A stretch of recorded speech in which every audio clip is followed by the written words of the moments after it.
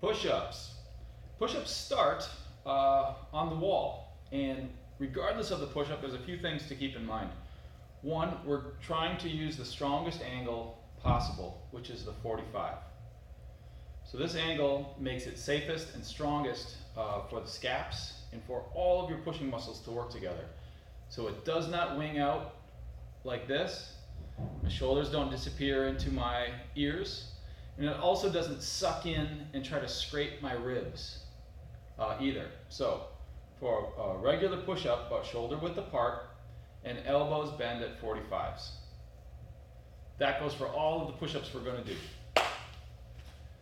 The first push-up against the wall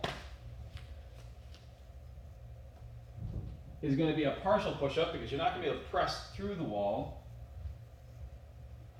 But what you can do is I can use my feet, especially at this point, when I'm right up against the wall, to create some tension. So I want to actively use the rest of my body to create some excess tension. It is easy to just not make this work. But if I space out, create some space between me and the wall, so I'm a little bit behind it, and actively lean into my position, and slowly lower myself down and then press back up, that anyone should be able to get some good muscle activation in pushing. So doing this, if a box doesn't work, it might also be useful for building some strength into wrists, if wrists are primary inhibitors of doing the movement.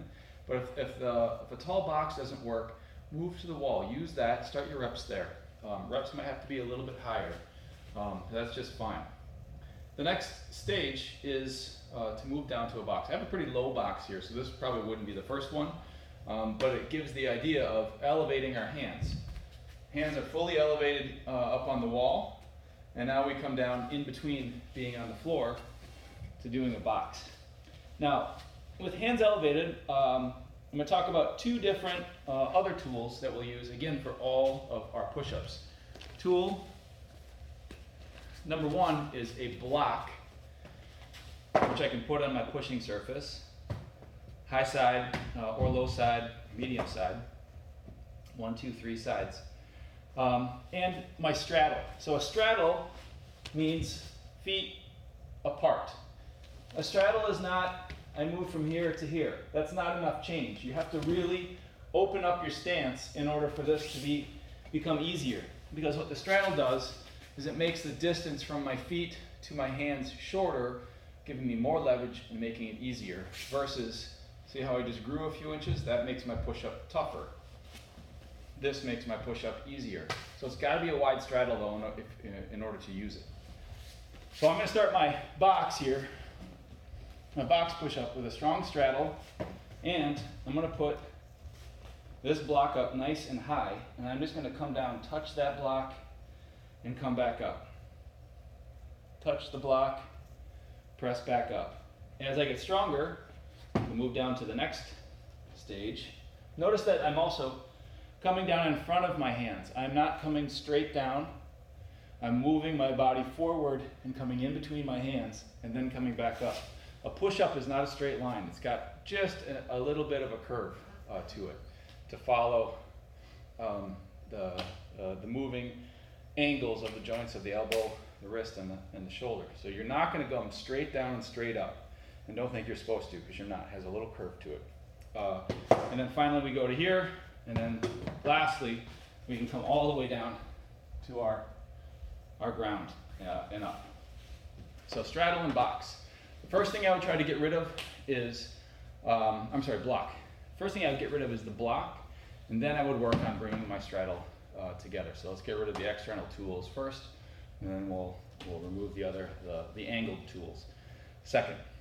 After hand elevated push-ups, and there may be some steps from one height of a box to another before working our way down to the ground. So it might not just be one stage, that might be a few stages of progression.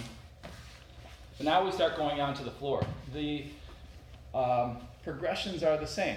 So I will start with a wide straddle. Here too is a good place to talk about tailbone is tucked, abs are strong, scaps are down. What I'm not doing is pushing up like halfway in valley. I'm not falling into this sagging position. Tailbone tucked, abs strong, scaps are pulled down. And then I can bring myself down to my block and then back up. If I need more space, I can even put another block on the lowest side and then stack this one on top. Slow and controlled throughout all of the rep ranges. And then we work down to get rid of the block, and then we can work on narrowing our straddle and bringing our feet a little bit closer together. Then the process starts over again on one arms. So one arms can begin with an elevated hand. So here I'll bring my box back, and I'm going to bring my straddle back, nice wide straddle, and then with my opposite hand, I'm going to try to get it out of the way as best as I can. Here, I will lean toward the side that I'm dropping into. So don't come this way. You're going to bring this arm down on this side.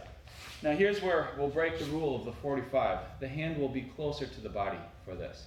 I don't have to force to scrape it in, but it'll be much closer because we're trying to move our center of mass onto our pushing route here, the one hand. So I can't stay out here because this will make it much, much tougher. I will have to come in close when we start doing one arms. Anyway, I have my height here, so I can add this and come down and do my partial, and then back up and work my way down until I'm coming all the way down to my object and then pressing all the way back up. And obviously we do our reps on both sides. When that gets stronger, then we can start bringing this out and then doing our push-ups all the way from, one-arm push-ups all the way from the ground. And that's full progression from wall push-ups, bring it all the way down to the floor, and then into our one-arm progressions.